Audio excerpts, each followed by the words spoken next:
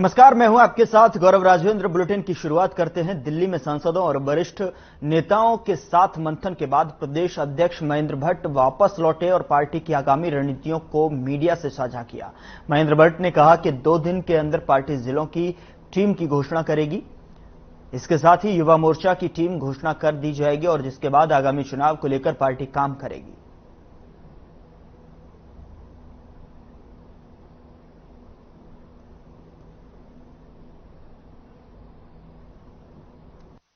तुम्हारी बात वही है ना जो ये करें। मैं 2 मिनट हरीश रावत जी आज इस बयान को बोल रहे हैं ना, काश मैंने कल भी प्रेस में कहा, उस समय बोलते ना कि हमने ही बोला ही नहीं। चुनाव हारने के बाद विषय को दूसरे के पाले में डालना बड़ा आसान होता है। तुम्हारी बात। उत्तरकाशी जनपद के जिला पंचायत अध्यक्ष दीपक बिजवान पर बीते कुछ समय से वित्तीय अनियमितताओं के मामले में एसआईटी जांच कर रही थी। एसआईटी ने अपनी जांच रिपोर्ट शासन को सौंप दी है, जिसमें वित्तीय अनियमितताओं की पुष्टि हुई है। इसी को लेकर बीजेपी के सभी जिला पंचायत सदस्य प्रदेश कार्यालय पर पहुंचे और जहां उन्होंने विरोध प्रदर्शन का मन बनाया और रेड कारपेट बिछाकर धरने पर बैठ गए। प्रदेश अध्यक्ष महेंद्र भट्ट ने उन्हें समझाया बुझाकर 2 दिन का आश्वासन दिया, तब जाकर जिला पंचायत सदस्यों ने प्रदर्शन रोक दिया। मीडिया से मुखातिब जिला पंचायत सदस्य पवन पवार ने बताया कि अपनी ही सरकार पर बड़ा गंभीर आरोप लगाते हुए कांग्रेस के जिला पंचायत अध्यक्ष दीपक बिजलवान को सरकार का संरक्षण है, इसीलिए अध्यक्ष के खिलाफ कोई कार्रवाई नहीं की जा रही है।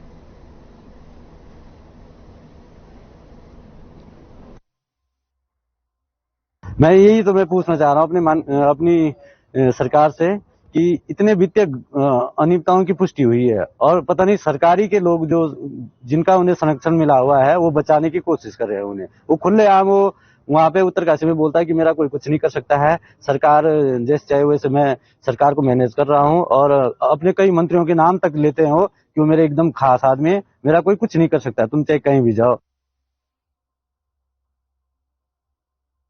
उधर उत्तराखंड की राजधानी में पुलिस विभाग में बड़ा फेरबदल हुआ है। एसएसपी दून ने पुलिसकर्मियों के बम्पर ट्रांसफर किए गए हैं। बताया जा रहा है कि देहरादून एसएसपी ने 4 इंस्पेक्टर और 24 दारोगा का स्थानांतरण किया है, जिसके आदेश जारी किया गया है। वहीं मिली जानकारी के अनुसार वरिष्ठ पुलिस अधीक्षक दलीप सिंह कंवर ने गुरुवार को निरीक्षकों और दारोगाओं के तबादले किए हैं। साथ ही चौकी प्रभारियों को भी इधर से उधर किया गया है।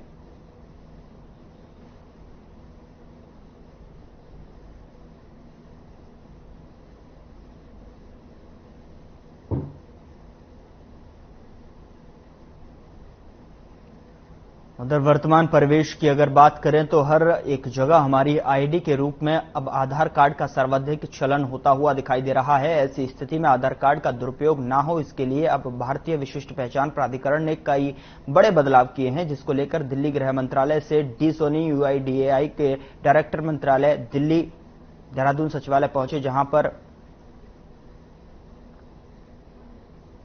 अवेयरनेस को लोगों के बीच में पहुंचाने का भी निवेदन किया है। दरअसल आधार कार्ड में तमाम ऐसी फीचर हैं जिनका दुरुपयोग कोई अन्य व्यक्ति कर सकता है, जिसको देखते हुए प्राधिकरण ने तमाम बदलाव करने के लिए विचार किया है, जिसमें मुख्य रूप से यह है कि अब कोई भी व्यक्ति अपने हाथ से अपने फोन के माध्यम से चाहे बदलाव कर सकता है। अगर एक बार फिंगरप्रिंट लग गया तो कोई बदलाव नहीं किए जाएंगे।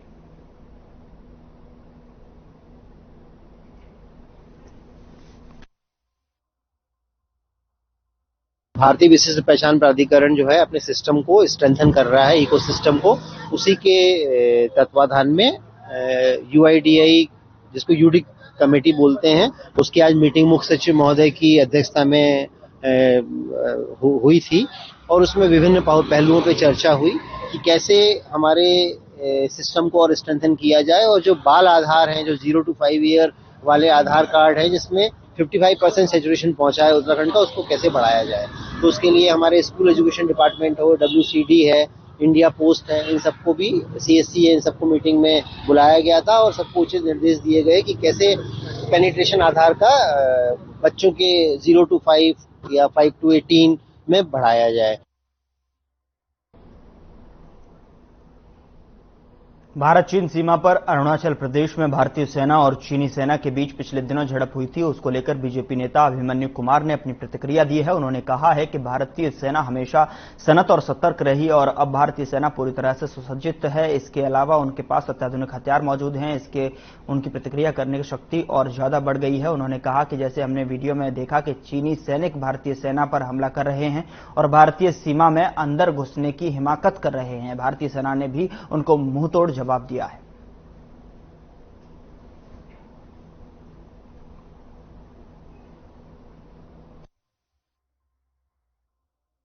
भारतीय सेना सदैव सन्नद्ध और सतर्क रही है और अब जब वो पूरी तरह सुसज्जित है, आधुनिक हथियार उनके पास हैं और आधुनिक सुख सुविधा बॉर्डर पर हैं, उससे उनकी जो शक्ति है और प्रतिक्रिया करने की शक्ति और भी कई गुना ज्यादा बढ़ गई है। जैसे हमने विजुअल में भी देखा है, जैसे ही उन्होंने ये कुचेष्टा की चीनी सैनिकों ने, हमारे भारतीय सैनिक तैयार थे और उनका मुंह तोड़ जवाब दिया और तभी उनको उल्टे पैरों वापस भागना पड़ा।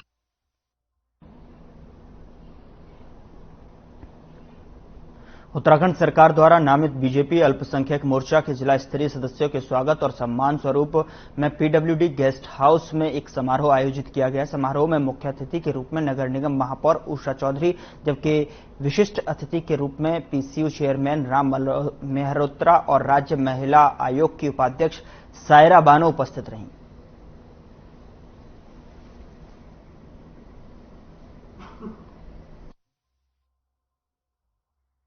भारतीय जनता पार्टी का एक मूल मंत्र है, सबका साथ, सबका विकास, सबका विश्वास। और सभी के विश्वास को लेते हुए भारतीय जनता पार्टी ने यहाँ जिला स्तरीय नामित सदस्य की घोषणा की और निश्चित ही कहीं न कहीं सर्वधर्म समभाव के भाव से भारतीय जनता पार्टी आगे चलती है और सभी को अपने साथ लेकर चलने में विश्वास रखती है। अल्पसंख्यक की ओर से जो जिला स्तरीय सदस्यों की घोषणा की गई है, उनका चुनाव किया गया है, वो बहुत ही अच्छा है। और बीजेपी सरकार जो है अल्पसंख्यक समुदाय के लिए भी बहुत सोच रही है और क्या कहते हैं, उनकी शिक्षा के लिए, आर्थिक रूप से मजबूत करने के लिए बहुत ही प्रयासरत है। और मुझे नहीं लगता कि ये ऐसी पार्टी है जो जातिवाद से बंधी हुई है। लोक निर्माण प्रेक्षागृह पीडब्ल्यूडी गेस्ट हाउस में जिला स्तरीय राज्य सरकार की कमेटी द्वारा जो नामित किए गए सदस्य, उनको आज सम्मान समारोह उनका किया गया है। निश्चित रूप से जो अल्पसंख्यक समाज द्वारा राज्य सरकार द्वारा ये सदस्य नामित किए गए हैं, चाहे वो टर्म लोन हो, राष्ट्रीय टर्म लोन, चाहे वो स्वरोजगार योजना की योजना हो, मुख्यमंत्री हुनर योजना हो, इन 6 सदस्यों को 3 योजनाओं में जिला स्तरीय अल्पसंख्यक योजनाओं में नामित किया गया है।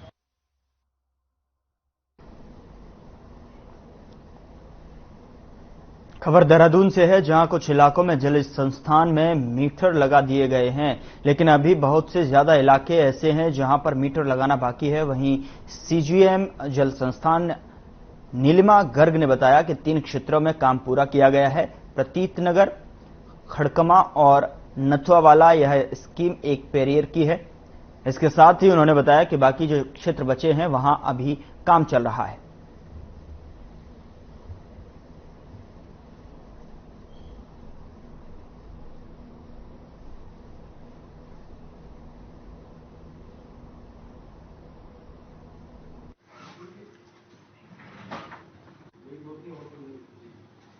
वर्ल्ड बैंक की पैरी अर्बन स्कीम है, जिसके अंतर्गत 3 क्षेत्रों में काम पूरा हो गया है, प्रतीत नगर, खड़कमा और नथुआवाला। यहाँ मीटर लगा दिए गए हैं और बिलिंग भी मीटर से हो रही है। बाकी जो क्षेत्र बचे हैं हमारे जीवनगढ़, गुमानीवाला, रतनपुर, ऋषिकेश।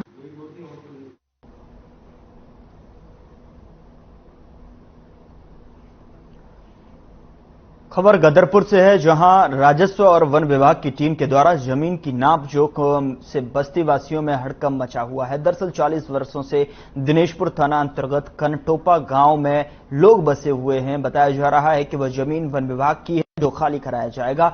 इधर ग्रामीणों का कहना है कि 12 परिवारों को जिलाधिकारी के द्वारा पट्टे आवंटित किया गया है और 40 सालों से उक्त स्थान पर निवास कर रहे हैं। अब प्रशासन की तरफ से नापजोख क्यों की जा रही है?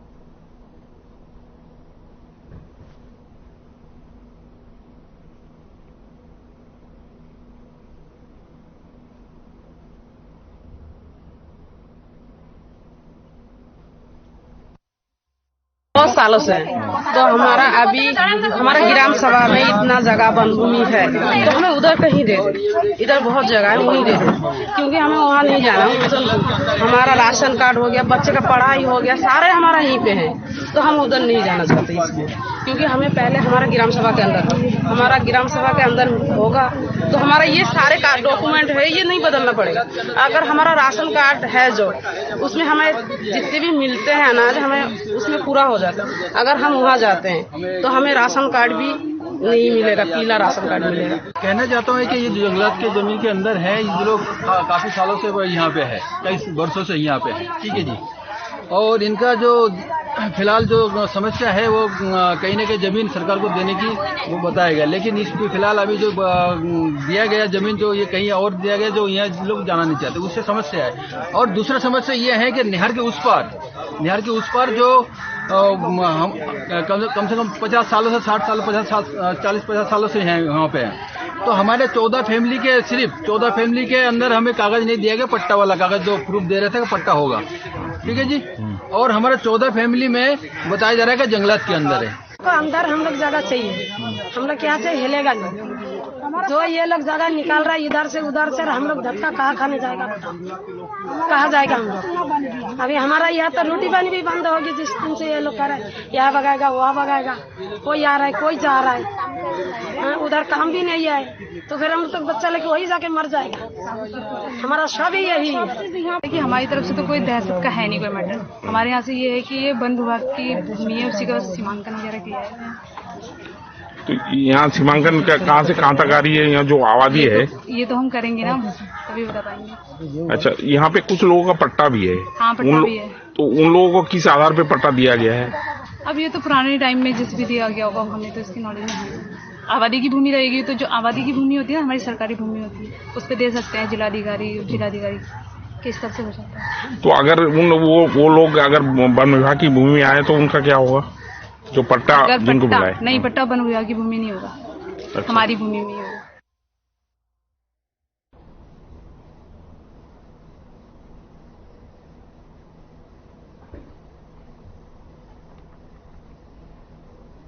हरिद्वार में अस्थि विसर्जन के लिए बने पौराणिक सती घाट पर इन दिनों कचरा पसरा हुआ है। नगर निगम और यूपी सिंचाई विभाग दोनों घाट की अनदेखी कर रहे हैं, जिसके बाद न सिर्फ तीर्थ पुरोहितों में नाराजगी है, बल्कि दूर दराज से आने वाले श्रद्धालुओं को भी निराशा का सामना करना पड़ता है। आपको बता दें कि यूपी सिंचाई विभाग की ओर से हर साल गंगाबंदी की जाती है, जिसमें गंग नहर की मरम्मत और सफाई का काम किया जाता है।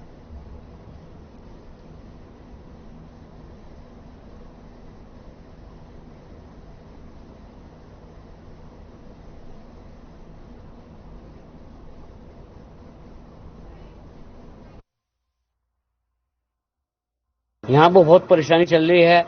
ये सती घाट है, यहाँ से देश विदेश से यात्री आते हैं, रोज पे आते हैं और यहाँ पर वो देख के हमें को कहते हैं। और ये सारा काम सरकार का, यहाँ के हमारे डीएम का है। हम इनसे अनुरोध करते हैं कि जल्दी से जल्दी यहाँ की सफाई कराई जाए और व्यवस्था से कराई जाए। कनखल बहुत प्राचीन जगह है, यहाँ पे जो अस्थि प्रवाह होती आ रही है। तीर्थ यात्री और स्थानीय श्रद्धालुओं को बहुत ज्यादा दिक्कत का सामना करना पड़ा। काफी अथक प्रयास के बाद अधिकारियों से वार्तालाप करके तो गंगा जी का प्रवाह शुरू हुआ। इस बीच इसकी जो सफाई व्यवस्था, ये देखिएगा सफाई व्यवस्था होने के बाद भी इतने दिन हो गए, आज तक ये कूड़ा निरंतर यहीं पर पड़ा हुआ है। इसकी सुध लेने वाला कोई नहीं है। काफी लोगों से बातचीत भी करी, आते हैं आश्वासन देकर चले जाते हैं, स्थानीय नेता भी आते हैं, लेकिन अभी तक इसका कोई समाधान हो नहीं पाया।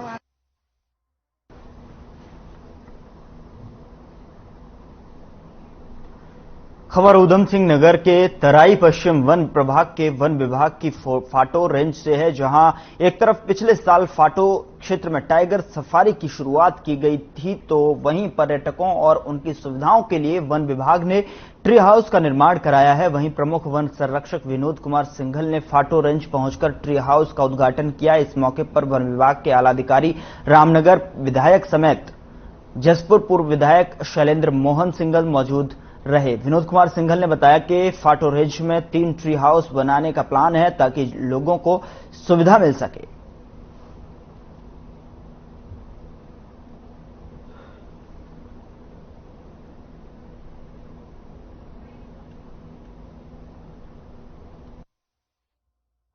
हमारे 3 ट्री हाउस बनाने का प्लान है इसी फाटो जोन में, ताकि एक जगह जब 2-3 ट्री हाउस बन जाएंगे तो हम वो सुविधाएं दे पाएंगे जो लोगों को यहाँ पे चाहिए, चाहे वो बिजली की है, पानी की है, मान लो कोई अपने स्टाफ और गाड़ी के साथ आता है तो स्टाफ को रुकने की है, और दूसरा है किचन, क्योंकि कोई भी आएगा तो एक आदमी के लिए खाना बनाने के लिए रखना या वो भी एक दिक्कत है, तो 2-3 ट्री हाउस होंगे।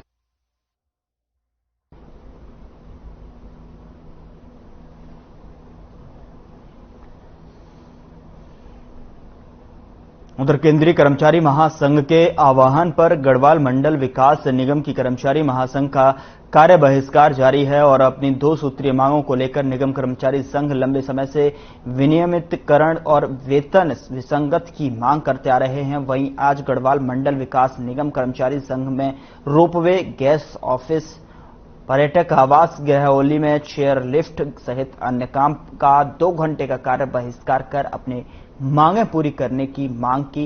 मांगे नहीं माने जाने पर उग्र आंदोलन की चेतावनी भी दी है। इस दौरान रोपवे, गैस ऑफिस और पर्यटक आवास गृह सहित अन्य उपक्रम बंद होने से पर्यटकों को सहित आम लोगों को भारी दिक्कतें हुई। निगम कर्मियों ने न्यू नृसिंह कॉम्प्लेक्स में धरना प्रदर्शन कर विरोध प्रदर्शन कर जमकर नारेबाजी की।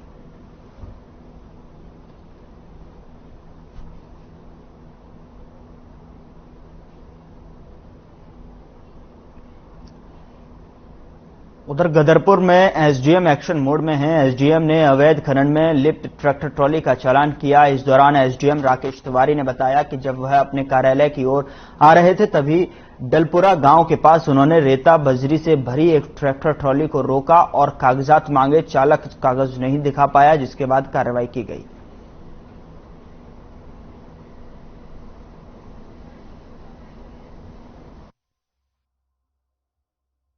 एक ट्रैक्टर ट्राली अभी डलपुरा से हम लोग मैं आ रहा था तो इधर ऑफिस के लिए, तो एक ट्रैक्टर ट्राली में कुछ आरबीएम भरा हुआ आ रहा था, तो उसको हमने ट्रैक्टर ट्राली को ओवरटेक करके रोका। तो ड्राइवर को मैंने कहा तहसील में खड़ा करो और इसके कागजात दिखाओ। चूंकि उसके कागजात नहीं थे और ड्राइवर को एक घर में पास घर था डलपुरा में, तो वहां लेके गए। फिर मैंने उसको समझाया, मैंने कहा कि यहाँ ले जाने से कोई फायदा नहीं, तुम तहसील ले चलो। तो आ रहे थे तो रास्ते में कुछ लोग उसमें रोकने की कोशिश किए, बाद में ठीक है फिर हम उसमें उसको वापस लाए हैं तहसील और उसमें चालानी कार्रवाई की जा रही है।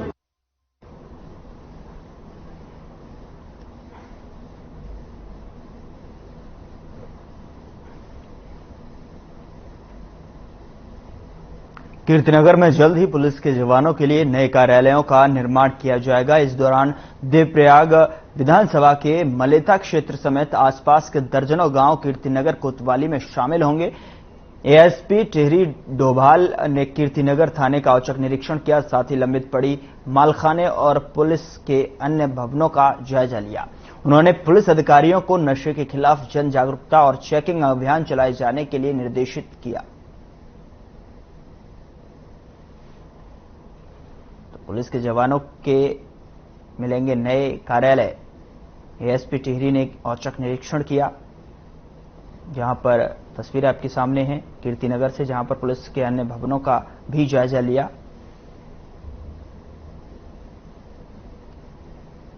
एएसपी टिहरी ने यह औचक निरीक्षण किया। साथ ही आपको बता दें कि पुलिस के अन्य जवानों का और भवनों का भी निरीक्षण लिया गया। साथ ही साथ पुलिस के जवानों को मिलेंगे नए कार्यालय।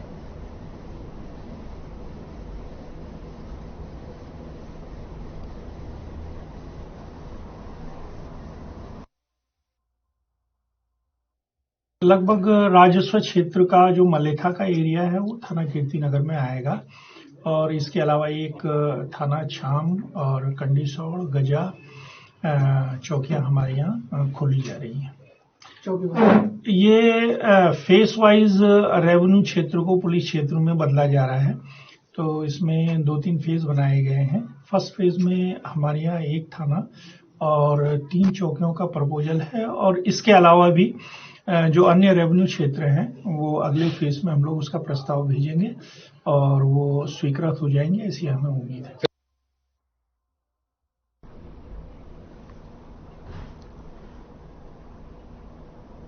खबर रुड़की से है, जहां डंपर चोरी के मामले में पुलिस ने 36 घंटे के भीतर चोरी की गई वाहन और एक आरोपी को गिरफ्तार करने में कामयाबी हासिल की है। दरअसल डंपर मालिक के थाना पुलिस को तहरीर देने पर डंपर चोरी होने की शिकायत दर्ज कराई थी। वहीं पुलिस ने तहरीर के आधार पर अज्ञात में मुकदमा दर्ज करते हुए जांच शुरू की तो पता चला कि डंपर में लगे जीपीएस सिस्टम को ब्लॉक किया गया है और फास्टैग को भी हटा दिया गया है, जिसके चलते ये मामला बेहद पेचीदा हो गया। वहीं घटना के खुलासा करते हुए एसएसपी ने टीम गठित कर आरोपी को गिरफ्तार करने में कामयाबी हासिल की है।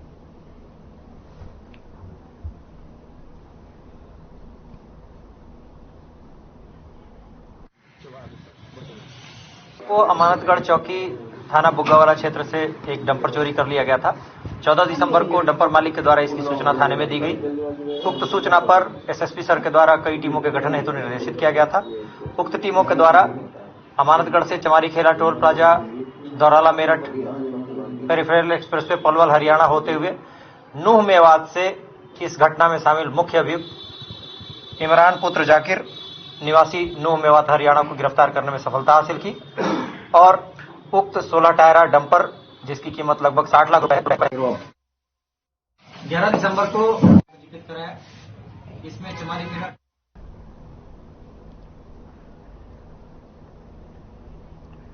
खबर देहरादून से है, जहां जिलाधिकारी सोनिका मीणा ने कहा कि अन्य शहरों की तरह देहरादून शहर में भी अतिक्रमण हटाओ अभियान जल्द ही शुरू किया जाएगा। इसके अलावा उन्होंने कहा कि सरकार की जो भी योजना है वह बहुत ही अच्छे तरीके से आम जनता तक पहुंचाई जा रही है।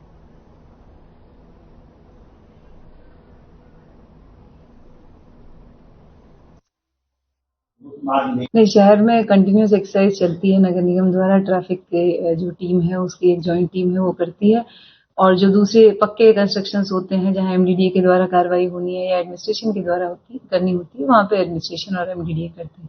तो इन प्रोसेस ही रहता है ये हमेशा। हम जहां जहां अतिक्रमण की शिकायतें आती हैं या हमारे संज्ञान में आता है हम कार्रवाई करते हैं।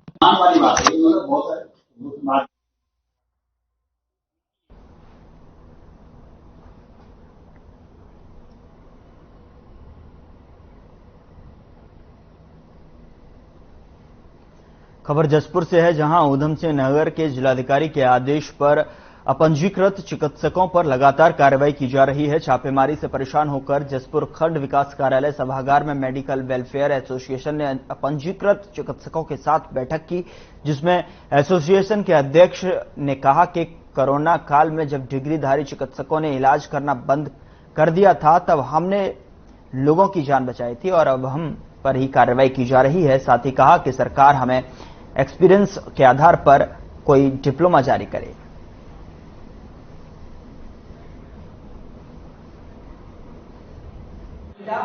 भाई मैं समझता हूं कि हमारी मेडिकल प्रैक्टिशनर वेलफेयर एसोसिएशन चाहती है कि सरकार योग्यता के आधार पर हम लोगों को भी कोई डिप्लोमा दिया जाए ताकि हम लोग सरकार की छापेमारी से बच सकें और हमारे ऊपर किसी प्रकार की कोई भी कार्रवाई ना हो और हम जनता की सेवा पूर्ण रूप से करते रहें। और हमने देखा कि जब जिस समय कोरोना काल था उस टाइम में हम ही डॉक्टर लोग साथी जितने के हमारे साथी लोग देहात में बैठे हैं, गाँव शहर में बैठे हैं, उन लोगों ने ही कोरोना काल में जनता का साथ दिया था, जनता को दवाई दी थी। फिलहाल बुलेटिन में इतना ही। नमस्कार।